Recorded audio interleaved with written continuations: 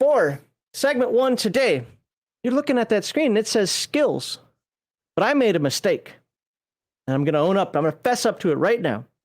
Last week, I wasn't supposed to cover skills. So if I seemed a little disjointed, that was why. I wasn't supposed to cover skills, but I did because I wanted to wrap it all into one because most of it was just about what the changes are. Sure. The only thing that I probably didn't do as well as I had hoped is because, again, you can go watch the Mutant Year Zero video on skills and it goes into how to roll them and yada, yada, is the domination and the dominate skill, which affects social conflict. But Heathen Dog before this stream said, no, you covered it. So we're going to move on. So we're skipping that section and going into talents. We are now going to talk about the talents you can get as a mutant animal in Mutant Genlab Alpha. And guess what? You're not going to find it to be too much different than Mutant Year Zero, but we will talk about what some of those differences are when we're ready for that segment in just a moment. The core values of #RPGate and any good tabletop group are escapism, not representation, entertainment over activism, and natural, organic inclusion, not forced diversity. Please follow that QR code or refer to the description below for the link to the charity we support, which is the Wounded Warrior Project. Thursdays and Saturdays, you can watch the Dirty Casuals on twitch.tv/Legion of Myth. Fridays and Sundays, you can watch the Friday Night Chill stream and RPG Digest on our YouTube and Rumble channels. Please leave us a comment with your thoughts and experiences, and if you like our gaming content, please be sure to subscribe to Legion of Myth. I love it. I'm just going to keep it there forever. All right, so let's look at talents in Mutant Genlab Alpha. There's our map. What page are we going to here? We're going to page 54. So I'm guessing it's closer to 58. Oh, I was right. Look at that. Oh. Smokey the Bear. And a chihuahua. No, that's a rat. That's something. Chihuahua, a rat, same thing. Actually, you know what that looks like? That looks like a picture of the ugliest dog in the world. It died a couple years ago, but that's what that sumbitch looked like. That right there. That's gross. He's using a ski pole as a weapon. All right, well, all right. So what are talents? Again, a lot of this we talked about when we covered Mutant Year Zero. If you want to know the real deep ins and outs of talents, I suggest checking that video. There's going to be some overlap here, but we're mostly going to talk about what's different, what's specific to Genlab Alpha. So talents are tricks. How did I write that? Trick. Well, let's just see what it says here. It's like tricks and tips that your character can do, special abilities your characters can do. That's learning new talents, starting talents. You can choose one talent from your PC at start. And I think we covered that last week when we looked at the rules. If not, well, we're going to look at what they are today. You get 3. Now, there are general talents. And anybody can pick a general talent at any point when you level up, so to speak, your character. When you've earned 5 XP, you can trade the XP in for a new talent. And you can pick a general one, or you can pick one associated with your role. You cannot pick one associated with another character's role. No. All right. So let's look at what the talents are. Let's start with the healer. Now, remember, there were only 5 roles in this game, and one of them we love so much. It's the best role ever. So really, there are only 4 roles in this game, as far as I'm concerned. Now, I probably said this last week, but I'm going to say it one more time. Remember, after you go through this prelude episode, if you want to call it that, adventure, and I really think you should. I stress that. I had a few people send me a message like, you don't have to do it. I know, but I think they're important to do because it gives you the history and the background of the game. Play Mechatron, the prelude episode, the Genlab Alpha, the Elysium, and then get to Mutant Year Zero. Then you understand what's going on in the entirety of the zone and why things are happening the way they're happening. But when you do that, this healer right here can be learned by a mutant human or can be learned by a pureblood human. Can't be learned by a robot. But we'll talk. There's robo-docs everywhere in sci-fi. Come on. We'll talk about that when we get into Mutant Mechatron in a couple of weeks. But yeah, so what can the healer do? What are the talents? Now remember, most of the talents are based on the character specialist skill. So a lot of these are going to relate back to that. The healer can be a moonshiner, because remember, the healer can brew potions, right? Mm-hmm. And we talked about the 4 types of potions that the healer can brew. Well, one of them is booze. Well, if you want to be from Appalachia, yeah, I said it. What are you going to do about it? You have, hold on here. We're missing I feel naked without. Oh, I feel better now. You've mastered the art of distilling potent alcohol from plants. A few hours of work and successful roll of brew potion. I can't talk. Brew potion, not pollution. Creates D6 doses of alcohol. The alcohol can be drunk or used as fuel. Okay. Because Wow. see, there we go. I was waiting. That means the alcohol is yeah, that'll kill you dead. Well, hey, ethanol, man. You can drink it. Yeah. But Uh, you might want to cut it with something. maybe. If it's got enough octane to run a car, then you may want to cut it. I don't know if I don't can he brew, I don't know, cranberry juice, something? Well, that's up to your game master. But ultimately, if you remember that alcohol from Mutant Year Zero, alcohol can help in the healing process. Yes. So, well, temporarily. So, anyway, but you can use it for fuel, which, here in Paradise Valley, it's somewhat important. My God, it'd be incredibly important out in the zone. So that's not necessarily a bad talent. But you could also be a surgeon. What was it called in Mutant Year Zero? Oh, yeah. A bone saw. Notice that Paradise Valley is a little bit more on the high society. Do you go to the bone saw or do you go to the surgeon? Yeah, I know which one I'm picking. It's like, going to the doctor or going to the barber. Like, I'd rather go to the doctor, thanks. Thank you very much. So you have learned the art of stopping bleeding and treating severe injuries. Your roll is modified by +2 when you roll to heal someone who is broken by damage but has no effect on any other types of trauma. Yeah. What's I that? mean, you're a surgeon, you're not a counselor. Right. Exactly that. Remember, there are 4 types of damage. 4 types of trauma: damage, fatigue, confusion, and doubt. And this only works. So strength damage is what it works on. But right after that, Heathen Dog's wrong. Well, not wrong for that one, but he's wrong because right after that is therapist, or as Sean Connery likes to say, the rapist. You read others like I remember that. Yeah, I remember that. For everyone who doesn't remember that, look on YouTube after you're done watching this and look up SNL, Wheel of Fortune, and Sean Connery. Yeah. And you will come up with a whole bunch of clips that are just comedy gold. Yeah. SNL Saturday Night Live. That was back right at the end of when it was good. Yep. But you read others like an open book, and you have natural ability to make them open up to you. Your role is it's not Wheel of Fortune. It's Jeopardy. Jeopardy. Yeah. I'm sorry, Jeopardy. Yeah. Oh, I don't know why I said that. I'm sorry. Go ahead. Your roll is modified by +2 and you roll to heal someone who is broken by confusion or doubt, but not by damage. Okay, sure. Makes sense. It's funny, he can't heal fatigue at all because apparently... That is weird, right? You should be able to heal fatigue. I mean, does alcohol do that? Maybe.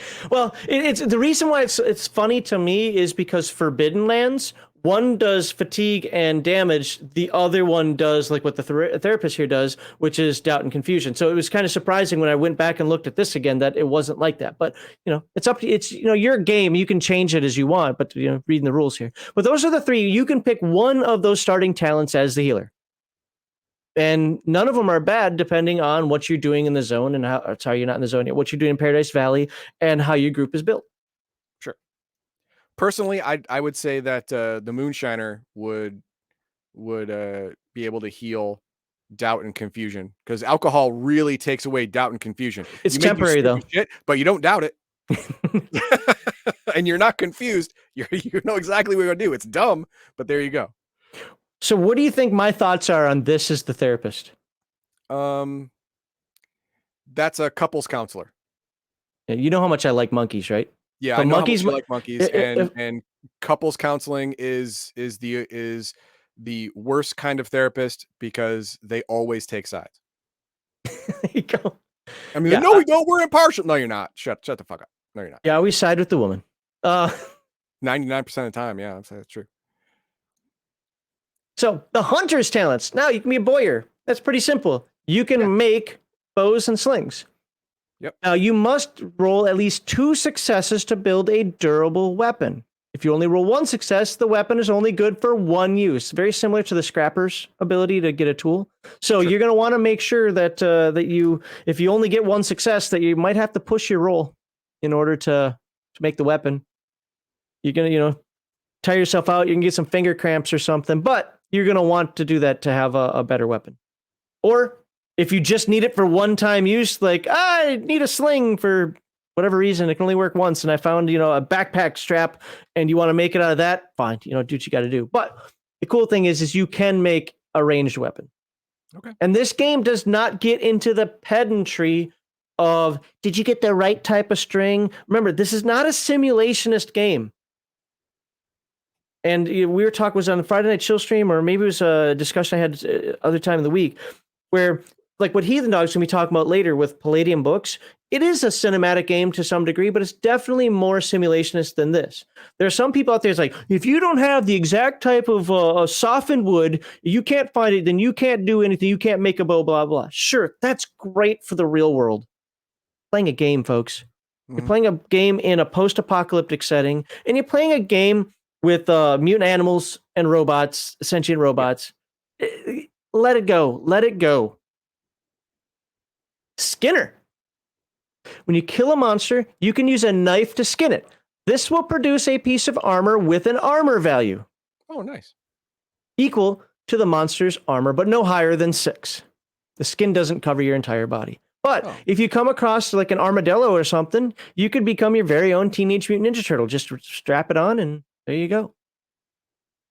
The skin also has the same gear bonus when rolling to endure severe cold. Oh, it's warm too. That's nice. And then finally, we have Trapper. You have mastered the art of setting traps and snares. I see a lot of people in like Dungeons and Dragons hate it when Rangers do stuff like this. I don't understand. I mean, when you're traveling from one place to another, having someone who can hunt and provide food just means you have to carry less crap. Mm-hmm. That's great. Yeah. Well, they're using, nobody's going to step in a bear trap. A bear does. You know why? Because it's called a bear trap because it works. Okay. Well, I'm talking about using it as like a form of combat. Oh, yeah. Well, no, you hide it enough and you make someone chase you, and it's like Game Masters. And to be fair, I can look in my past and I remember having some about things like this as well. But it's like Game Masters don't want the characters to prepare. No, I just want you to run blindly into my combat. The reason you can only have one troll attack the party is because you don't allow them to prepare, or you're surviving or surprising them. Guess what? If they know that they're going to go fight a family of trolls or a tribe of trolls, whatever the hell a pack of trolls is called, a murder of trolls. That sounds fair. And they prepare for it. Why?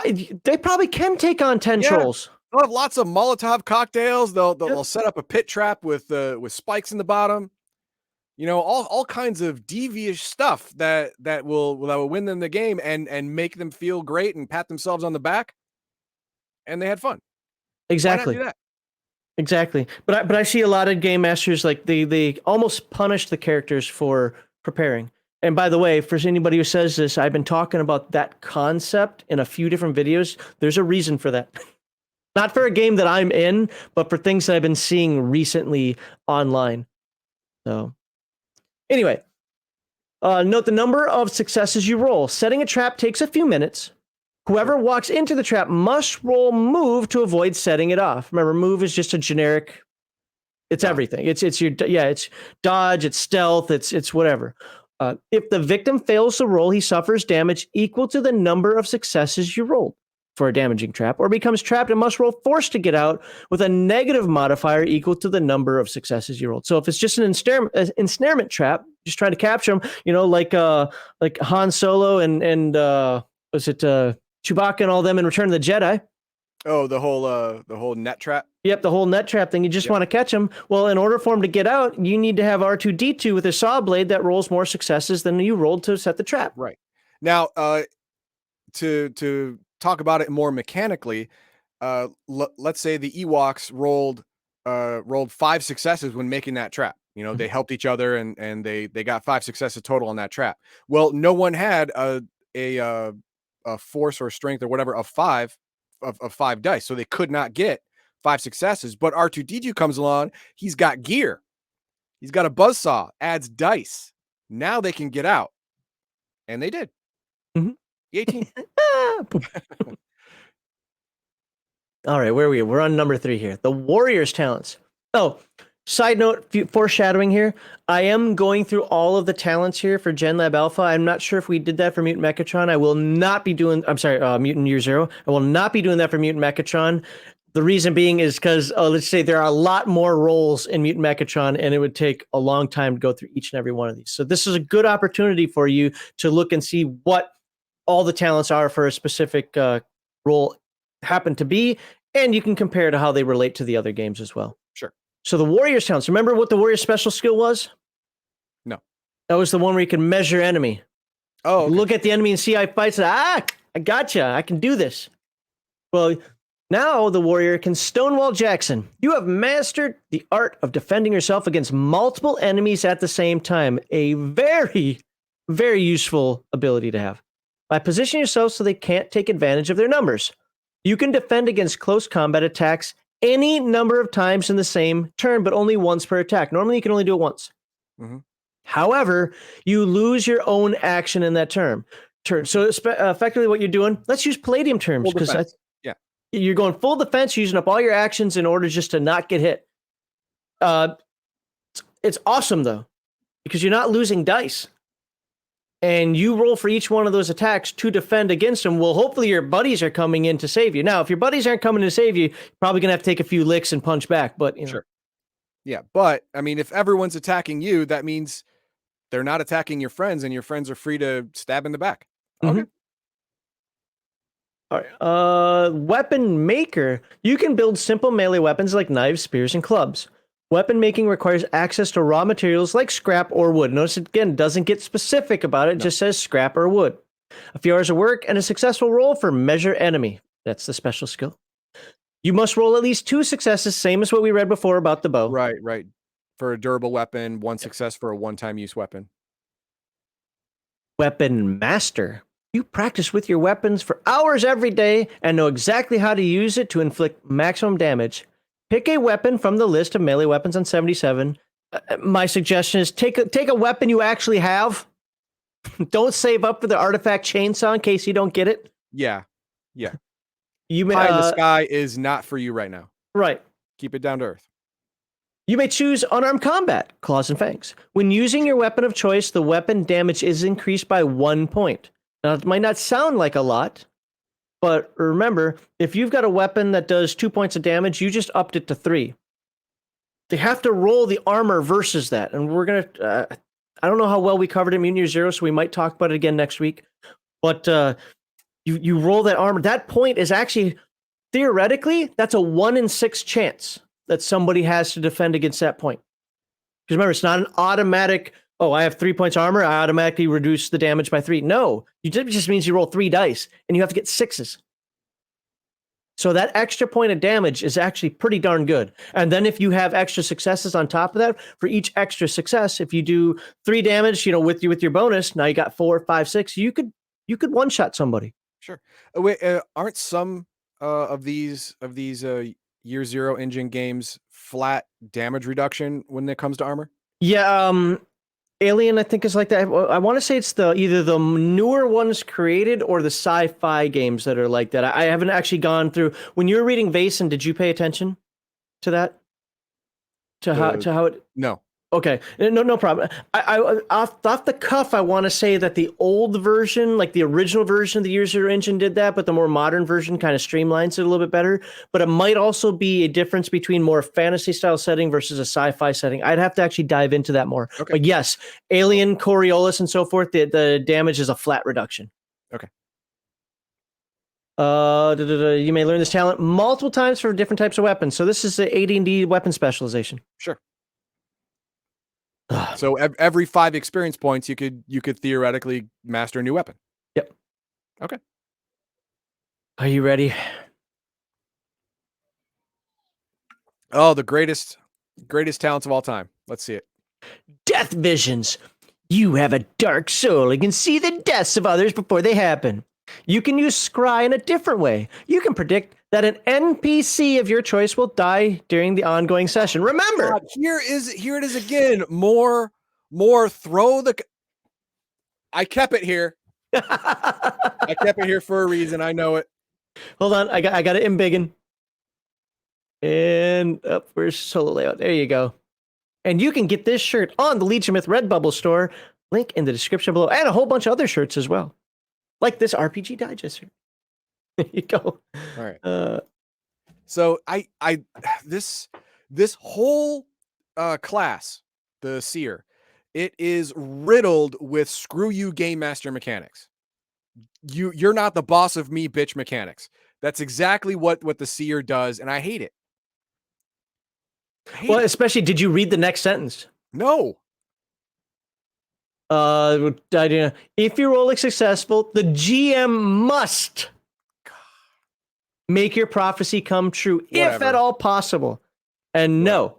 I have a problem with that. Again, this is where the story gaming or players are in control of all the stuff. No, I'm not saying that it's about dicking the players. This class would have been much less reprehensible to me if it had been like the game master works with the player, or the game master gives the character the scry. Yes. I mean, every other game that has the precognitive or scry abilities, the game master comes up with the visions. In this game, for some idiotic reason, the player dictates the future of the game to the game master. That is absolutely ridiculous. Absolutely ridiculous. Now, the next part of this is something that, again, a long time ago, I used to like. You can use this ability to kill your enemies, but nature has a tendency to restore balance. The risk is that you or someone you really care for will suffer some great calamity too. Now, this is the same thing. There, I understand. Well, but this is the same thing as screwing somebody over with a wish spell. Yeah. That was funny when I was 17. I don't like it today. Like that. So basically, once again, as we said last week, using the heathen dog mentality here, is you're turning the game master into an asshole. Oops, sorry, into a jerk. Yeah, you're making him be a jerk to you and to or to everyone else, because you're dictating his actions, and in this instance, his action has to be retribution. Has to be. Sure, you can make someone die, and it'll solve your problem now, but you're going to cause a problem later on. But you get to blame the game master because the game master did it. The fact that you made him do it is meaningless to the players, because players are bad. No, I only said that the bad guy was going to die. You're the one that added in that our contact, who is going to pay us for the resistor for the mission, he died as well. That's on you. You didn't have to be a dick about it like that. You could have just had somebody over there just up and die. Yeah, but that wouldn't be a detriment now, would it? Yeah, I theoretically I like the concept of the Seer, except for everything to say that the game master loses the control. I don't even have his. I'm not on his level. Mentality. Yeah. As far as I like the idea of player agency. I like the idea of seeing where things are. I'm more sandboxy, not full sandbox, but I'm more sandboxy. But no, in this case, it goes too far. All right, enough whining about that, though. Well, you're right. You don't want to get into a pissing contest with the GM, but it's almost asking you to do so. Sudden visions. You don't need extensive rituals to foretell what is to come. Visions of the future can affect you at any time. Remember when I said last week that, it doesn't always, there's an exception to the rule having to take all day or whatever to do? Here you go. You can scry at any point during the game session. It counts as an action. That's it. Great. As the vision takes hold of you and renders you unable to do anything else, you are not allowed to roll scry again before the event in your vision has come to pass. Using scry without a ritual modifies your roll by -2, even with this talent. Oh my God! You know what I would do? Just be if he was scrying like all the time and dictating the entire story to me, I'd be like, okay, you want to roll your sudden vision? Okay, you scry the moment of your death. Yeah, but the player determines the scry, though. By the rules, I'm just saying, yeah. Okay. Watch this. You scry something that will come to pass. I say yes, it will come to pass, but I make sure it doesn't for years. You'll never use scry again.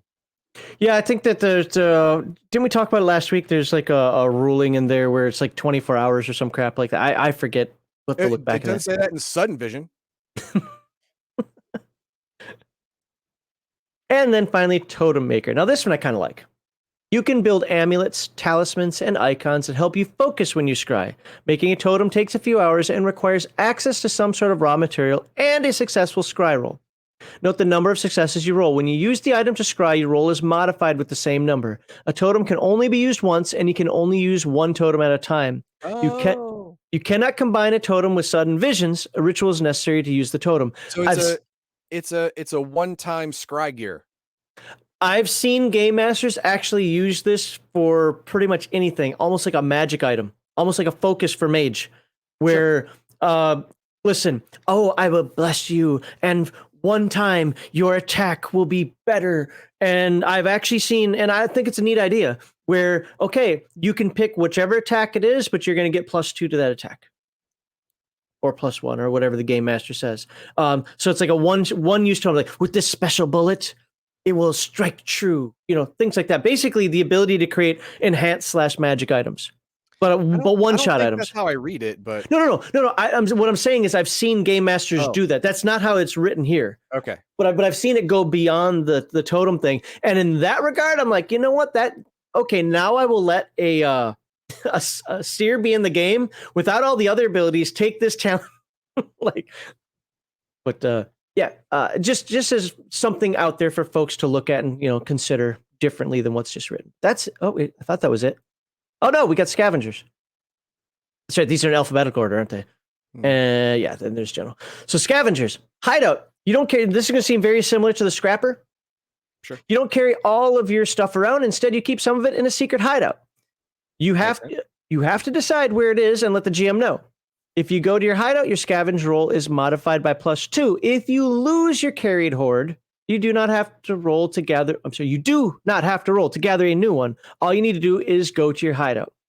That's a little different than the scavenger, because the scavenger keeps I'm saying not scavenger, the scrapper, because the scrapper keeps everything on them.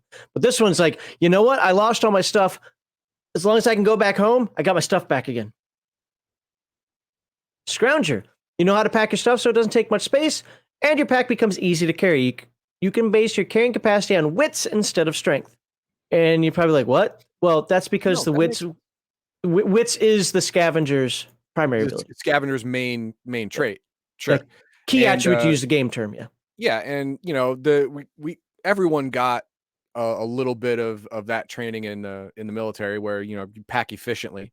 Oh yeah, especially with mobility gear, yeah. Oh yeah. And then the weapons collector. You are fascinated by weapons and gather as many as you can find. When trying to find a weapon of any kind in your hoard, your scavenge roll is modified by +2. Okay. So there you go. Again, very similar to the scrapper from Mutant Year Zero. Sure. And then there are general channels. We covered these with Mutant Year Zero. They're generally the same. Comfort eater. You find comfort in eating. When you eat, you regain 1 level of strength and 1 level of instinct. Wait, what's instinct? You also get fat and no one likes you. You get fat, no one likes you. It's empathy for humans. By the way, just a reminder to folks, if you want to see a character creation, I have a full-on character creation video. It'll be in the description of this video, where I create Fanny05, a scavenger squirrel. Yep, she was a scavenger and a squirrel.